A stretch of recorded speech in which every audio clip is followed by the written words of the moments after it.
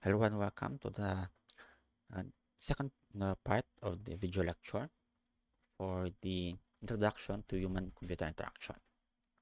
So we'll continue on discussing the principles of human-computer interaction. In this case, so aran ata sa reduced memory load. So in this figure right there, so interfaces designed for minimal short-term memory. So we have one case, so a menu system with fewer than 10 items. So, and then B is the categorization by colors, areas, icons, and labels. So, unfortunately, hindi na siya hindi na siya mabalaan ang colors. But for that, so this is represents the A, and this represents the B. So, sa B, so categorize ang icons sa icon, ang application sa icons. So badges are used to display status information such as the current weather. So this one right there, so mayara siya sa badges. So these are notifications maybe or news. So and number of unread emails, etc. So this is used as a constant reminder. So in this case, so ang dire, so instead of going into the application itself, so mabalan ni user na may bago siyang email or may ang state weather or ang new news, maybe news about sa politics, about sa interest nila, etc.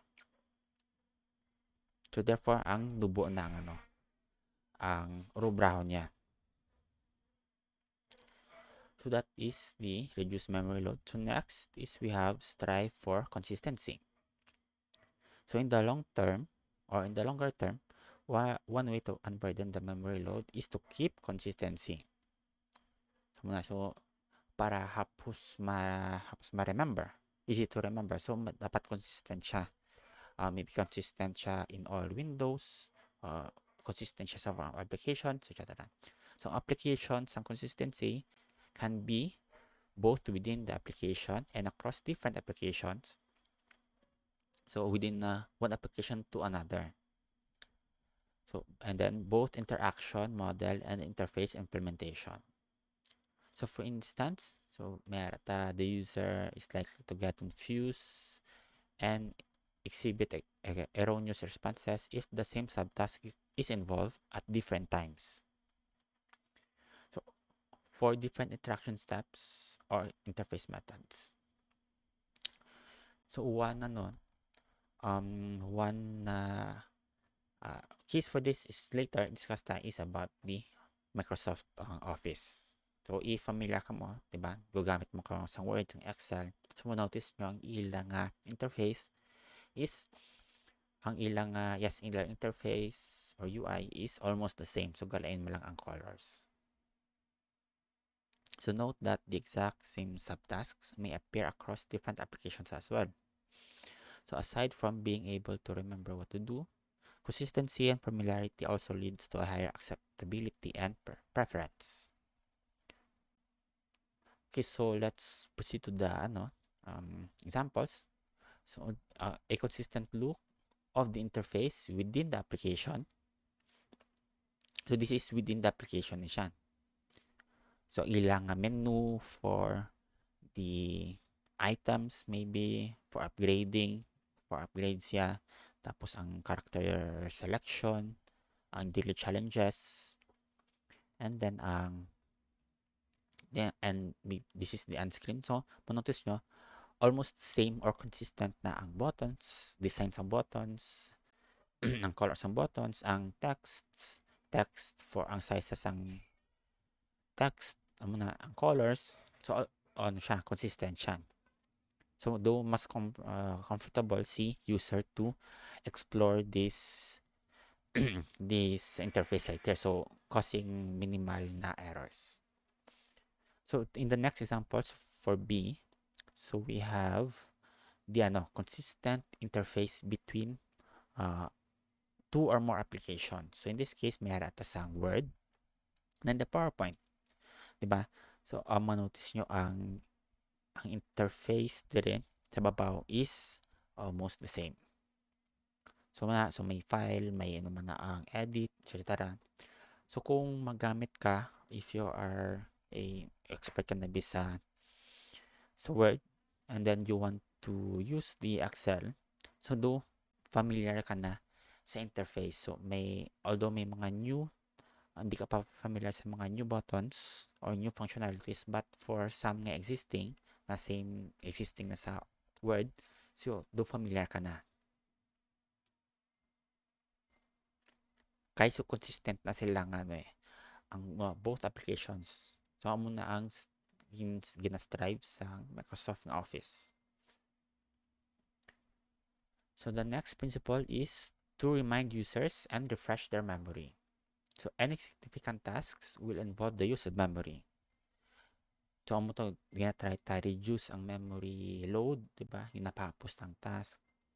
So another good strategy is to employ interface that gives continuous reminders of important information and thereby refresh the user's memory. So gina-remind sila o gina-point out nga there are some critical information that the user need to interact first. So kung mag-fill up man sila sa applications, dapat input nila ang birthday, first name, etc. Or the important na details. So in fact, research shows that our brain internally rehearses information and coding during multitasking. So muna gahelp na si brain, ang brain ta. The human memory dissipates information quite quickly, and this is especially true when switching tasks in multitasking situations. So di-maintain kay do hapos tama hapos information do hapos madula laton nga memory, dapat i-maintain na ang user awareness in this specific situation para ma-prevent sang errors or elicit correct responses. Informative, momentary, or continuous feedback will refresh the user's memory and help the user complete the task easily. So dapat may reminder siya, so may gamay ka pop-up. So that informs the user nga this is an important step. You need to do an important or click an important button, etc. So even a single task may proceed in different contextual spans. So for instance, in an online shopping application, one might cycle through the entry of different types of information. So may item selection, delivery options, address, credit card number, etc., number of items, etc. So dapat gina-remind na siya. Si user dapat mag-input sang correct information. Dapat gina-input niya na ang required information. Then i-remind maybe i-remind niya ang steps nga lobrahon, ang previous steps nga ginobraya, etc. So one particular type of informative feedback, so this the reaffirmation of the user action to signal the closure of a larger process. So this, kung makonsider na siya nga feedback, so gina-inform sa computer nga okay na or something has done wrong, is to have a reaffirmation nga natapos ang iyang process. Maybe when ordering, kung complete ng order, so mamba siya nga your order is complete. Kung may matabo man, so i-hambalan siya nga your order failed, you missed something, so kung wala na bisang stock, etc. So with reaffirming the user's actions, so diba ang kay nagsalabi input sang credit card number, and the larger interactive process, so book purchase is complete muna. So that really gina-refresh sa computer ang steps nga dapat obran sa user. Okay, so the next na principle is to prevent errors or reversal of action. So mo siya maybe ang major gid nga purpose is to prevent errors, so to prevent the task from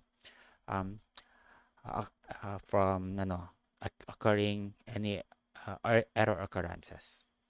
So as such, the interaction interface should be designed to avoid confusion and mental overload. So muna siya. So mental overload, may tama na nakadamo ang ulubrahon or subtask for that specific task. So muna gina sa previous na principle, so dapat i-reduce na to prevent the errors within the system. So inactive menu items are good examples of such technique. So this is another way so to prevent errors na siya. Kay inactive, so meaning hindi na siya hindi na pwede ka-interact si user dira. Also, having a system requires the user to choose from possibilities is generally a safer approach than to rely on recall. So while supporting a quick completion task is important, so error-free operation is equally important. So although muna, so dapat dasig ang completion at the same time error-free siya. So ang minimal error sa matabo dapat ang pinaka-efficient is 0% na errors. Naturally, all of the aforementioned principles apply here.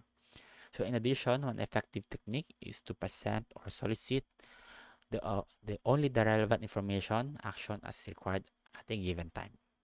So despite employing some of the principles and techniques described here, there is always a chance that the user will make mistakes. So muna siya to i-consider na nila.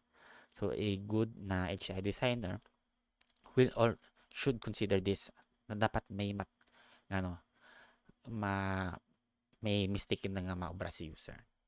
So that's a very obvious but easy to forget feature is to allow an easy reversal of action. So muna, ang second na principle right here is ma-reverse yung actions yan.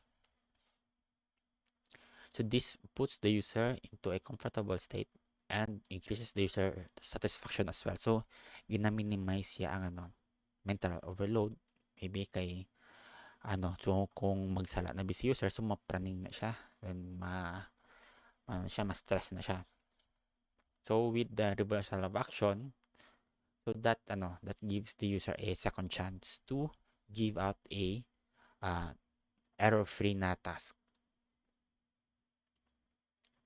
So preventing errors by presenting only one relevant information at a given time. So this one, so that applies to figure A right here. So inactive. So all of these options right here are inactive. Kaya kung active na siya, so may chance na sala ang maobra sa or may error na matabo sa system. So meaning giving them an inactive state so prevents the user from creating a mistake. So this also makes the selections rather than enforcing recall or full manual input specification. So so selections rather enforcing recall, so gina-enforce si user to choose this one over the others right here. Kaya muna siyang available for now. So muna ang only option niya. So in the figure on the right, so let's call it figure B. So this makes the users comfortable by always allowing an easy reversal of action. So in this case, a word processing na application, so may arata undo typing. So or maybe undo paste or undo cut. So ang amo na nga functionalities is a big siya nga big step on creating a reversal of action. So maybe that action is sala by the user, etc. And then we'll proceed to the another principle, so which is the naturalness. So ang pagkano ito natural na ni siya ng interaction.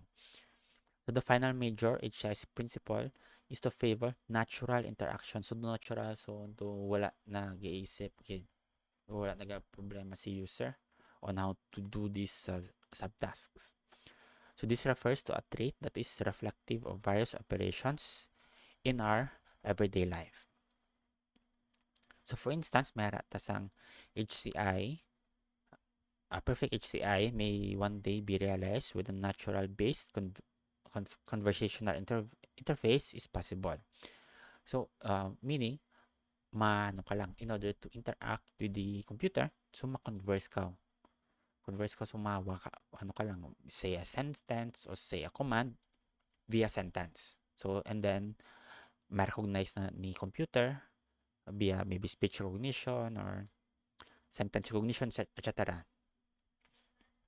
So, because this is a prevalent way that humans communicate, siya mo na ano major way of communication.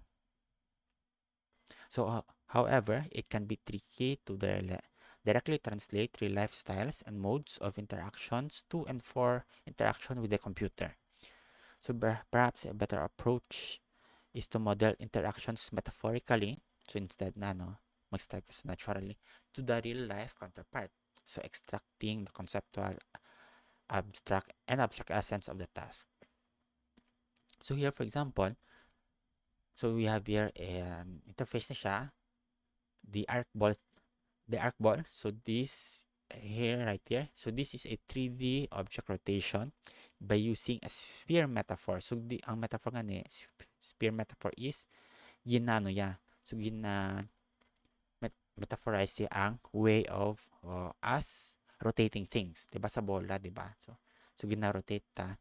So gina-turn ta ni siya ang x-axis, ang y-axis, and then ang z-axis. So it is also a very intuitive with a high level of affordance. So this type of interaction, maybe of rotating an object, ito similar na sa so sa pag-rotate sa object using our two hands. So a natural or metaphoric interface. So we also have affordance, a property. So this one, affordance, a property that appeals to our innate perception and cognition, thus making it so intuitive that the interface would require almost no learning. So, no need na hindi ka na seriously hindi na siya magbasa ng guides or hindi na siya sa YouTube for videos. So, when the user sees the interface or sees the system or the application, so automatically balan niya na kung ano na obrahon. So, ang example sa previous nga figure, so the spherical shape of the rotator GUI may be regarded to exhibit a high level of affordance, requiring no explanation as how to rotate the object. So, in that case, i-drag na lang ba yung mouse or i-swipe na lang screen ta.